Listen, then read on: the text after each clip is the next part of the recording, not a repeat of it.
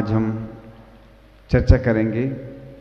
एक सियार था जो बहुत होशियार था। सियार और होशियार, वह उसको प्यास लगती है और बावड़ी में वह जाता है। बावड़ी में जाकर नीचे जैसे ही पहुंचता है तो अंधेरा हो जाता है। वह फिर ऊपर आता है, दिखता है कि उजाला है। आप लोगों के साथ भी कई बार होता है कि आप लोग देखते हैं, वैसे तो ऐसा कहा जाता कि हाथ की रेखाएं दिखना चाहिए, लेकिन आज लोग टाइम का नियम ले लेते हैं कि हम इतने बजे तक भोजन करेंगे, जबकि अपने यहाँ भारतीय संस्कृति में सूर्य उदय और सूर्य अस्त, इससे सब तिथियों का चलता है परिवर्तन। तो ऐसे ही वह जब नीचे से ऊपर आता है तो देखता है कि उजाला है, फिर जाता है नीचे तो अंधेरा रहता है। आप क्योंकि नीचे गहराई में अंधेरा रहेगा, और ऐसे करते करते वो है रात हो जाती है। वह फिर आता है, फिर जाता है और उसके प्राण निकल जाते हैं। लेकिन उसका चूंकि नियम था कि हमें रात्रि में जल ग्रहण नहीं करना, और उसके प्रभाव से वह देव बनता है। तो व्यक्ति को अगर अपने जीवन को उन्नत बनाना है तो एक ही माध्यम है कि वह रात में भोजन भी नहीं करे और जल भी ग्रहण नहीं करे। अधिकांश लोग जल को आहार नहीं मानते हैं।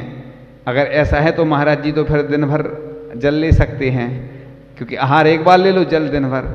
लेकिन चारों प्रकार के आहार में खाद्य, जो खाने की वस्तु होती है, स्वाद, लेय और पेय, पेय में जल आता है।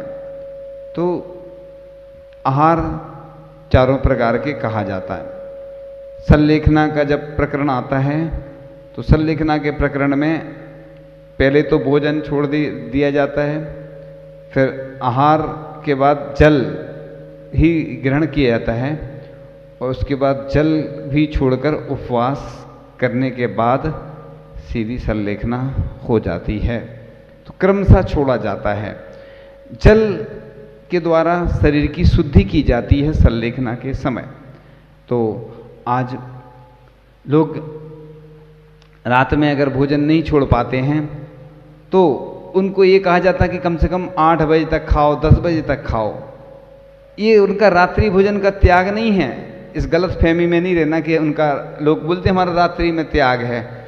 ये तो अपन इसलिए उनसे बोल देते कि जिससे एक सीमा तो बन जाए। जो कम से कम रात में त्याग नहीं करता था तो उसका कम से कम 10 बजे के बाद त्याग करवा दिया भैया। तो उतने इसलिए ग्रंथों में लिखा है कि जो व्यक्ति 1 साल में के लिए अगर रात्रि भोजन का त्याग करता है तो 6 महीने का उपवास का फल होता है। शाम को मान लो 6 बजे से सुबह 6 बजे तक 12 घंटे हो गए, तो कितना हो गया? 12 घंटे से 1 साल में कितना हो जाएगा? 6 महीने हो गए। ये बताया जाता है। जब लोगों को ये बताया जाता है तो अपने आप फिर उनका त्याग होने लगता है। एक जेल में जेलर था, और जेलर का नियम था कि हम रात में नहीं खाएंगे। और क्या हुआ कि जो स्टाफ में और लोग थे वो चैन नहीं थे, वो कमेंट्स करने लगे, परेशान करने लगे। तो उसने वो भी बहुत जिद्दी था, वो नियम का कट्टर था बिल्कुल। उसने कहा कि मैं अपना नियम तो नहीं तोड़ूंगा, चाहे नौकरी छोड़ दूंगा। तो लोग डर गए, क्योंकि जो ईमानदार व्यक्ति होता है उससे लोग डरते हैं। क्योंकि जो गलत होता है या उसमें कुछ कमी होती है तो वो नहीं डरता, लेकिन जो ईमानदार व्यक्ति होता है वो, जब उसने ऐसा बोला तो लोग डर गए। बाद में ये प्रभाव हुआ कि उसके नियम का भी पालन होता रहा और सब लोगों ने रात्रि भोजन का त्याग कर दिया, और लोगों ने भी। तो अगर अपन अपने नियम पर अड़े रहते हैं तो अपनी तो परीक्षा होती है, उसके साथ साथ अपने नियम की परीक्षा भी होती है, अपनी दृढ़ता की भी परीक्षा होती है। तो ऐसे ही कई दृष्टांत मिलते हैं। अभी एक फैन सांग ने लिखा है, भारत यात्रा पर आया था, बड़ी चौंकाने वाली बात लिखी है उसने कि भारत में एक ऐसी समाज है जिसकी सारी क्रियाएं सूर्योदय से प्रारंभ होती हैं और सूर्यास्त से पूर्व समाप्त हो जाती हैं। तो ये पहले जैनों के लिए गवाही देने में सबसे अग्रिम पंक्ति में रखा जाता था कि अगर जैन ने गवाही दे दी, जैन का इतना चलता था। आपने देखा होगा सरकारी जो ऑफिस का समय रहता है सुबह 10 बजे और शाम को 5 बजे, कि मतलब व्यक्ति चाहे तो 10 बजे भोजन करके जाए और शाम को वापस आ जाए। ये सबसे ज़्यादा बिगाड़ा है, अगर किसने बिगाड़ा है, विदेशी लोगों ने। ये लंच जो रखा है, नाश्ता, नाश्ता का मतलब होता है जो नाश्ता, यानी जो ना सताए, भूख को ना सताए, उसे नाश्ता बोलते। भोजन करने का जो टाइम होता है 10 बजे बहुत परफेक्ट टाइम है, जिस समय मुनि आहारचर्या को निकलते हैं। मूलाचार में स्वाध्याय करते समय जब आचार्य भगवान ने हम लोगों को स्वाध्याय करा रहे थे, बहुत अच्छी एक बात आई थी कि जब बच्चा, छोटा बच्चा भोजन कर ले, यानी थोड़ा सा कुछ भी खा ले, अच्छे से भोजन भी कर सकता है, छोटे बच्चे भूखे थोड़ी रहेंगे, उसके बाद मुनिराज आहार को निकलें। ये बहुत अच्छा प्रकरण आया था मूलाचार में।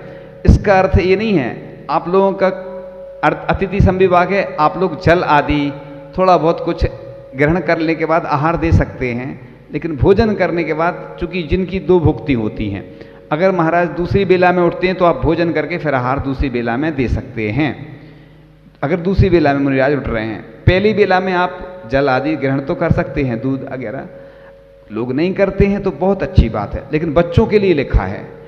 आप देखते कई बार बच्चे मांगते हैं, नहीं तो एक बार एक महाराज जी ने किसी को भेजा, किसी दूसरे महाराज जी को, जाओ ठंडाई चलाओ, गर्मी का समय होगा। जो व्यक्ति गया उसको चक्कर आ गया, वो गिर गया। अब महाराज जी ने कहा इसको चला दो ठंडाई। तो इसलिए लोगों की क्षमता नहीं होती, तो इसलिए उनसे कहा जाता कि भैया कुछ खा पी लो, इतनी मेहनत करना है। पहले मुनि महाराज या जो भी साधु हैं उनको आहार कराएंगे, उसके बाद फिर त्यागी वृत्ति को कराएंगे, फिर स्वयं करेंगे, तो 12-1 बज जाते। तो गर्मी में उनको अनुकूलता नहीं रहती। तो ये जो ब्रेकफास्ट, लंच, डिनर, ये सब भारतीय संस्कृति के हिसाब से तो गलत है। अगर देखा जाए तो व्यक्ति 10 बजे अगर भोजन कर ले तो सरकारी जो कार्यालय हैं, प्राइवेट की बात नहीं कर रहा हूँ, आज रात में भी काम होता है, दिन में भी होता है, सरकारी में भी आजकल ऐसे ही होने लगा। लेकिन पहले जो भारतीय संस्कृति थी उसी के हिसाब से समय चलता था कि व्यक्ति रात में भोजन ही नहीं करे। लेकिन आज 24 घंटे काम होने लगा, लोगों को समस्या आने लगी, धर्म का भी पालन नहीं होता है।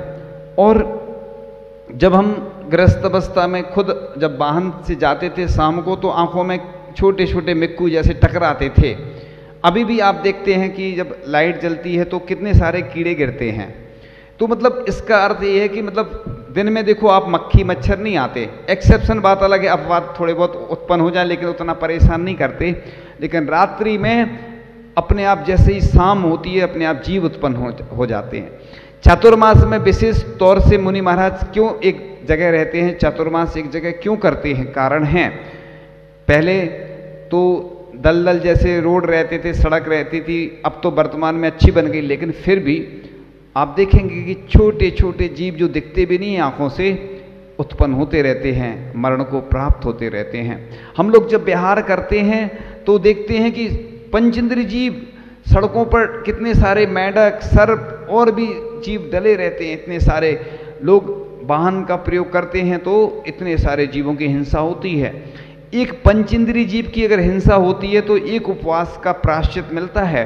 अब इतने सारे अपन जीवों की हिंसा करते, इसलिए तीर्थ यात्रा जो कर रहे हैं वो छोड़ के जो व्यापार और गृहस्थ आदि के कार्य हैं, घूमने के कार्य हैं, वो जो त्यागी वृत्ति होती है वो जाते नहीं हैं, विहार नहीं करते। क्यों नहीं करते हैं?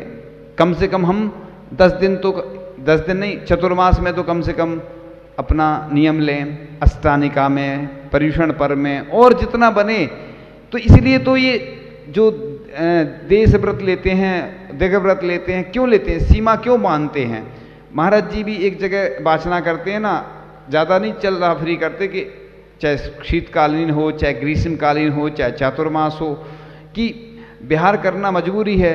वाहन का तो प्रयोग नहीं करेंगे साधु, लेकिन जब भी चलते हैं तो देख के चलते, एरिया समिति से चलते हैं, और उसमें भी किसी जीव का घात हो जाता है तो प्रायश्चित ग्रहण करते।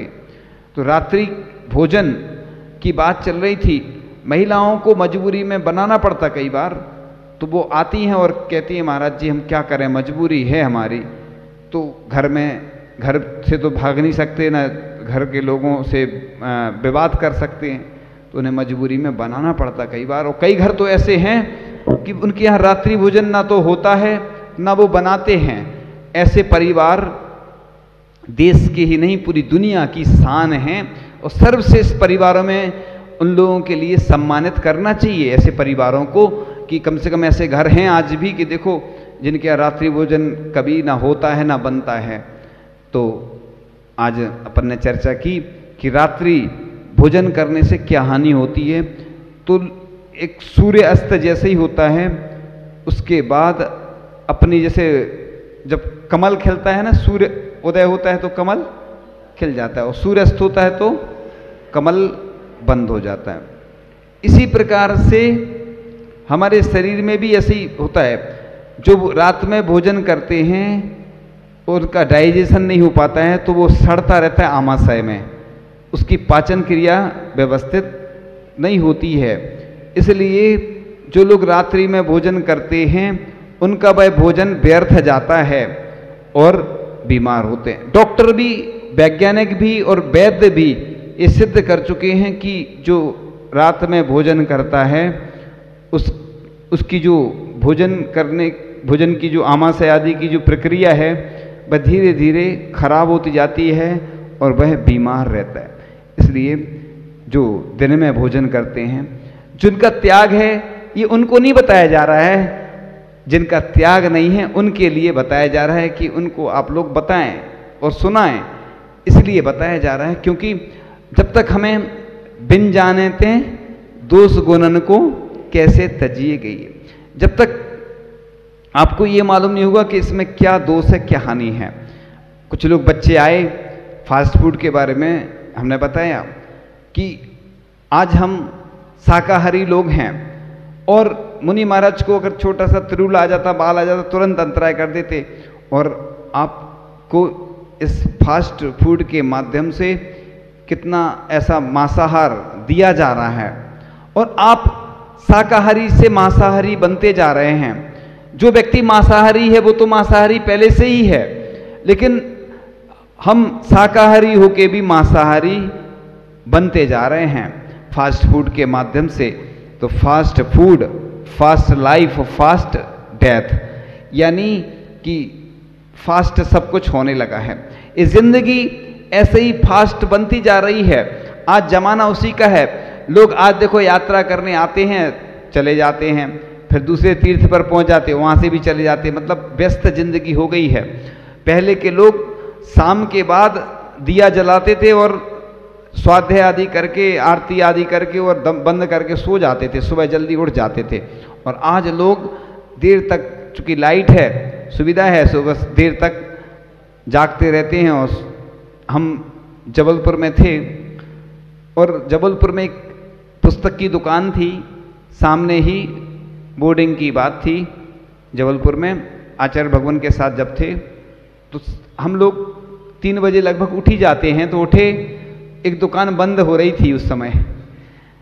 हमने कहा देखो ये है जिंदगी शहरों की, कि जिस समय हम लोग उठते हैं उस समय ये अभी दुकान बंद करके जा रहे हैं। अब क्या करेंगे, सोएंगे, भोजन आदि करेंगे पहले। तो स्थिति ये है कि मतलब जिस समय हम लोग, आप लोग जब पढ़ते हैं ना वो स्तुति, हो अर्ध निशा का सन्नाटा, बन में बनचारी चरते हो, मतलब सुबह का काल, ब्रह्म मुहूर्त का काल इतना अच्छा होता है। यहाँ पर जब मोर की ध्वनि सुनते हैं प्रातः काल की बेला में, तो हृदय प्रफुल्लित गदगद हो जाता है, बिल्कुल शांत वातावरण रहता है, कोई शोरगुल नहीं।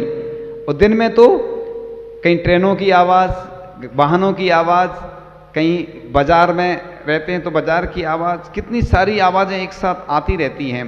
और जब शांत वातावरण रहता है, साधु संत उसी में अपनी आत्मा में लीन होकर आनंदित और प्रफुल्लित होते हैं। तो रात्रि का काल जो होता है, अंधकार, उसमें अधिकांश लोग पाप के ही कार्य करते हैं। इसलिए पुण्यशाली लोग होते हैं, धर्मात्मा लोग होते हैं कि जो शाम के बाद कुछ भी ग्रहण नहीं करते। इसलिए जो भी पिच्छी आदि ग्रहण करते हैं, लेते हैं पुरानी, या और भी जो ऐसे व्रती होते हैं, और भी जो अच्छे सात्विक व्यक्ति होते हैं, तो वो रात में जल ग्रहण नहीं करते, या 8 बजे तक 9 बजे तक इतना ही जल ग्रहण करके धीरे धीरे वो साधना करके वो भी छोड़ने का प्रयास करते हैं। इसलिए अगर जिनको जल का नियम जब भी लें, जल का त्याग करने का, तो चातुर्मास में ये अभ्यास करना चाहिए। ग्रीष्मकालीन में अभ्यास कभी नहीं करना चाहिए, ग्रीष्मकालीन में प्यास ज़्यादा लगती है। तो कई लोग भोजन करने के बाद आधा पौन घंटे जो भी रहता है उस समय जल ग्रहण करके और त्याग कर देते। ये प्रक्रिया बताई गई है क्योंकि भगवती आराधना ग्रंथ का स्वाध्याय चल रहा है, उसमें संलेखना का प्रकरण चल रहा है। उस संलेखना का काल सबसे अच्छा चातुर्मास में बताया है, क्योंकि चातुर्मास में जठराग्नि मंद हो जाती है। जठराग्नि मंद होने से भूख आदि की वेदना नहीं होती है, ज़्यादा प्यास की भी वेदना नहीं होती है। क्योंकि ये जो 4 महीने होते हैं इसमें भी पर्युषण जब आया ना, भद्र मास, उसको भाद्र मास का है, यानी सब महीनों का राजा का है। और एक क्वार मास चल रहा है जैसे, तो आचार्य श्री कहते थे क्वार मास के 2 पखवाड़े, जतन जतन से काटो प्यारे। ये 2 महीने, मतलब ये जो क्वार का महीना रहता ना, तो क्वार के महीने में जठराग्नि और ज़्यादा मंद हो जाती है। और पूरे देश के लोग पहले जो करते थे वही करते चले आ रहे हैं। लोग ये नहीं समझते हैं कि हमें किस मौसम में क्या लेना। अगर देश और दुनिया में ये बस समझ जाए लोग, तो दुनिया में कोई बीमारी नहीं होगा।